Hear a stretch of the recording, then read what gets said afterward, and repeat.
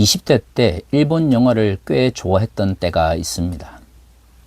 일본 문화 개방이 이루어지고 나서 정말로 많은 일본 영화들이 밀려왔을 때 당시 일본 영화는 지금과는 굉장히 다른 기대를 우리에게 주었습니다. 하지만 최근 들어서 OTT를 통해서 접하게 되는 일본 영화들을 보면 그때의 감성은 묻어나는지 모르겠지만 뭔가 과거에 멈춰져 있다라는 생각을 하게 됩니다. 최근에 2022년에 제작되어진 1986 그 여름 그리고 고등어 통조림이라고 하는 영화를 본 적이 있습니다. 제가 기쿠지로의 이름이라고 하는 1999년도 영화를 굉장히 좋아해서 그와 비슷한 정서를 가진 영화를 찾다가 우연히 발견을 하게 되었는데요.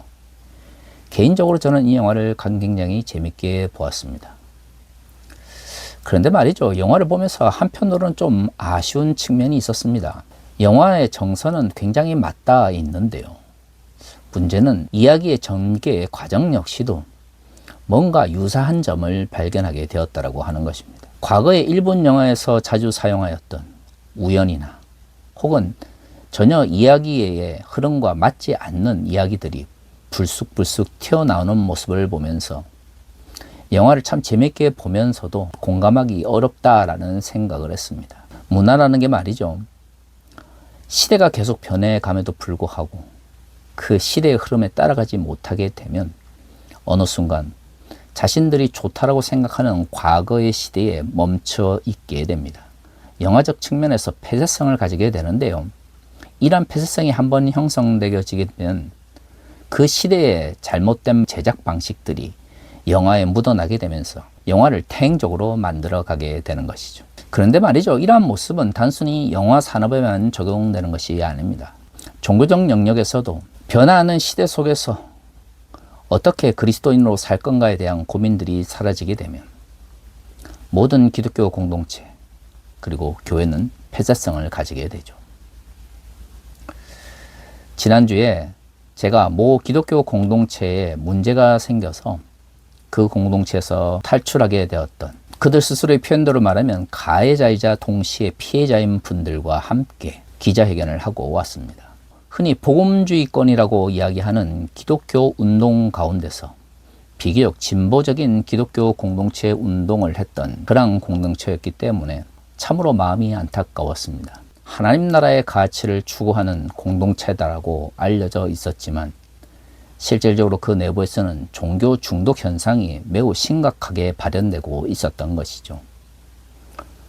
그것으로 인하여 상처받고 또한 정서적 혹은 영적 학대를 받은 이들이 그 공동체를 탈출하고 나서 더 이상의 피해자를 막기 위하여 공론장 앞에 나오게 된 것이었습니다. 왜 하나님 나라의 가치를 추구하였던 한 기독교 공동체가 종교 중독에 빠져서 변질되게 되었을까요? 이것은 특정한 기독교 공동체만의 문제가 아닙니다. 그들이 외형적으로 외치는 것은 하나님 나라의 가치일지는 모르겠지만 그 하나님 나라의 가치는 이 세상 속에서 실현되어지는 것이죠. 기독교 공동체가 이 현실 속에서 하나님 나라의 가치를 실현하기 위해서 노력하는 것이 아니라 세상으로부터 도피하여 개토화하게 되면 그 가운데서 종교적 폐쇄성이 형성되어지게 되는 것이죠. 종교적 폐쇄성은 기본적으로 도덕적 우월감에 의해서 형성되어집니다.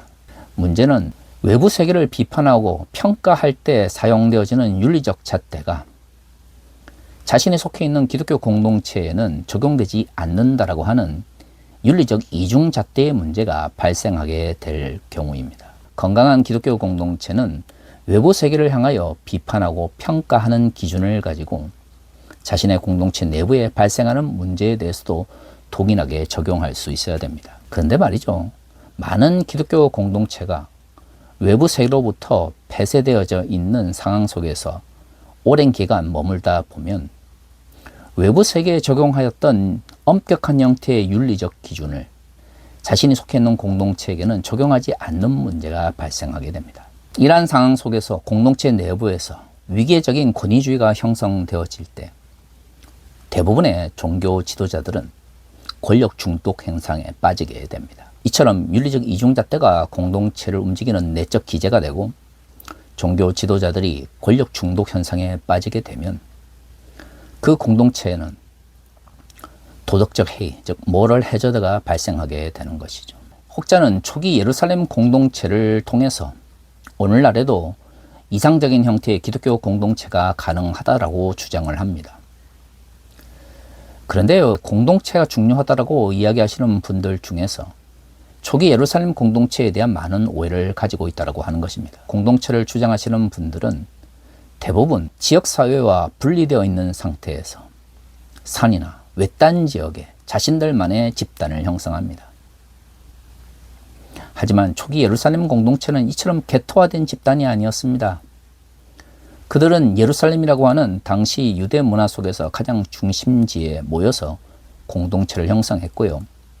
그 공동체는 끊임없이 가난한 과부들을 돌보기 위하여 날마다 그들이 살아가는 삶의 과정 속에서 또한 삶의 현장 속에서 하나의 말씀을 실천하기 위하여 노력하였습니다.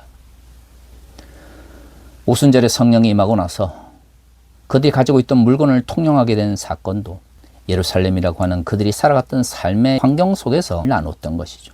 이런 관점에서 보면 이상적인 형태의 기독교 공동체라고 평가받는 예루살렘 공동체는 결코 그들이 살고 있었던 지역사회를 떠나 있거나 개토화된 집단이 아니었습니다. 투사에 의존하려고 하는 왜곡된 욕망은 외부 세계의 잘못을 합리적으로 혹은 논리적으로 평가하여 바로 잡으려고 하는 노력보다는 자신의 잘못이나 혹은 개인적인 좌절을 다른 사람들 혹은 다른 집단에게 책임을 떠넘김으로써 자신은 그 책임으로부터 벗어나려고 하는 잘못된 생각들이 지배하는 경우가 많습니다.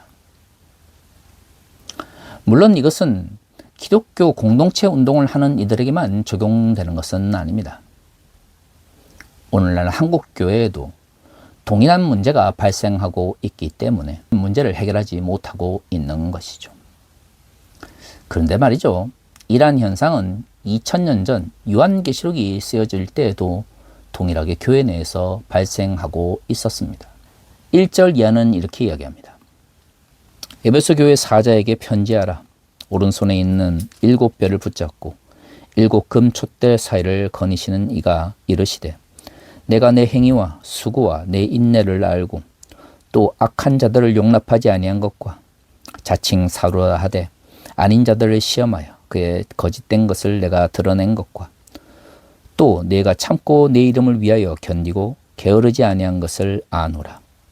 그러나 너를 책망할 것이 있나니 너의 처음 사랑을 버렸느니라. 그러므로 어디서 떨어지는지를 생각하고 회개하여 처음 행위를 가지라.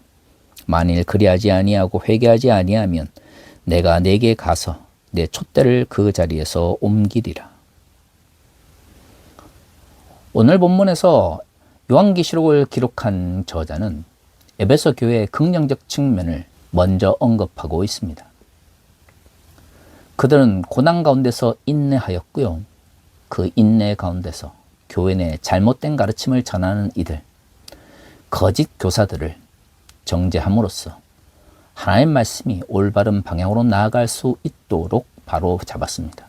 거짓을 가려내기 위해서는 무엇이 옳고 무엇이 틀린지에 대한 합리적이며 논리적인 생각의 과정이 필요합니다. 그러기 위해서는 자신에게뿐만 아니라 타인에게도 엄격한 기준을 가지고 평가하게 되는 것이죠. 그런데 오늘 본문에서 에베소 교회가 질책을 받은 부분은 신앙에 반대되는 가치로서 무엇이 옳고 무엇이 그른지를 평가 내렸다고 하는 것입니다. 에베소 교회에서 이러한 문제가 발생한 이유는 니골라 당이라고 하는 이단이 에베소 교회 내에서 큰 영향력을 미쳤기 때문일 것입니다. 니골라 당은 영육 이원론에 기반해서 예수께서 영적인 구원을 위해서 오셨고 육체는 그 어떤 경우에도 구원을 받을 수 없다라고 하는 이분법적인 가르침을 전하였습니다. 한국식으로 말하면 구원파와 같이 우리는 영적으로 구원받았기 때문에 육체적으로 어떤 죄를 짓더라도 그것은 다 용서받는다와 같은 왜곡된 가르침과 유사한 방향이다라고 말할 수 있죠.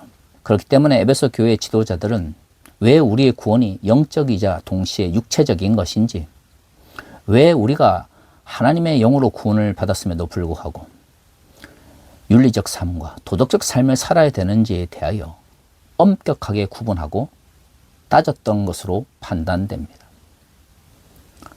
문제는 이단을 정죄하기 위해서 들이대었던 기준이 교회 공동체 내부에서 사랑을 쉽게 만들었다라고 하는 것입니다.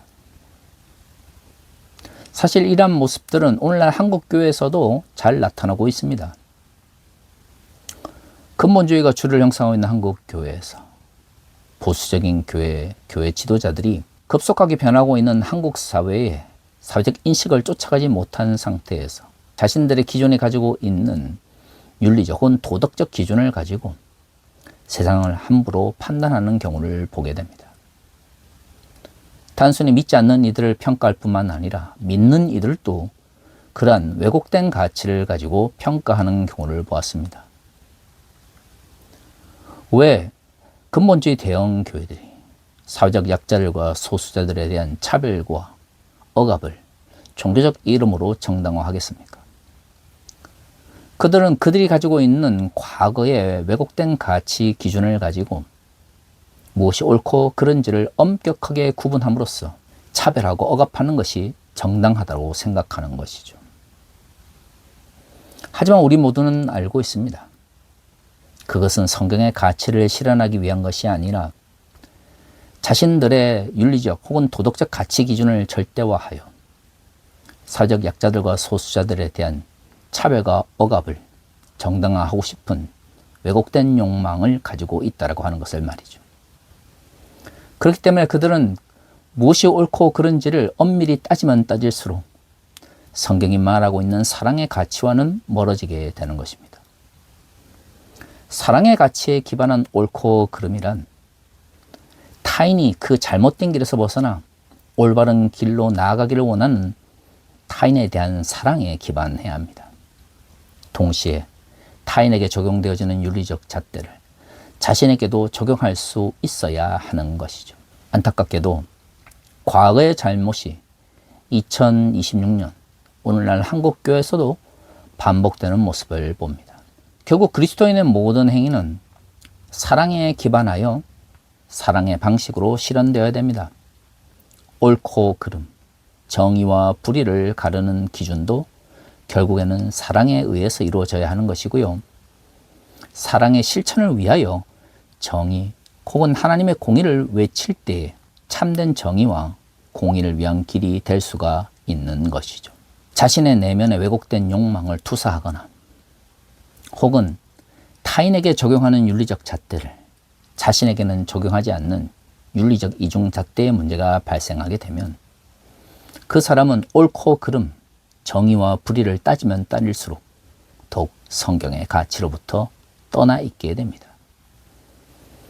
그리고 사랑이 사라져버린 그 자리에는 불신과 왜곡된 신앙이 자리 잡게 되는 것이죠. 사랑하는 성도 여러분, 우리가 이 땅을 살아가면서 하나님 나라의 가치를 향하여 달려나가기 위해서는 무엇이 옳고 그른지를 판단할 수밖에 없습니다. 하지만 그것은 타인에 대한 사랑, 이웃에 대한 사랑에 기반해서 이루어져야 합니다. 무엇보다 타인에게 적용하는 윤리적 혹은 도덕적인 엄격한 잣대는 자신을 성찰하는 과정 속에서도 동일하게 적용되어야 하는 것이죠.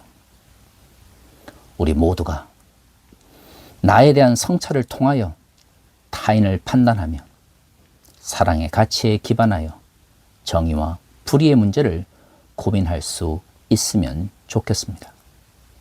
다시 하겠습니다.